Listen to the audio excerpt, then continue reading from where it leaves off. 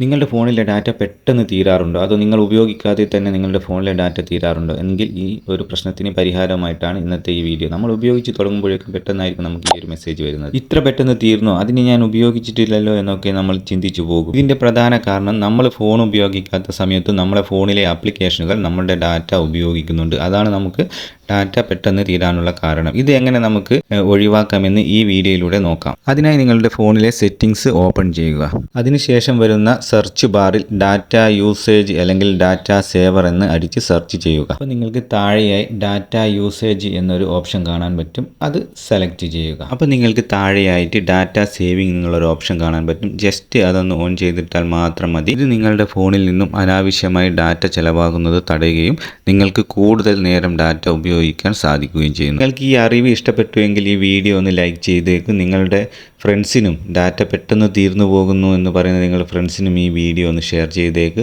അപ്പോൾ ഇതുപോലുള്ള അറിവുകൾ വീണ്ടും ലഭിക്കാൻ എന്നെ ഒന്ന് ഫോളോ ചെയ്യാനും മറക്കണ്ട.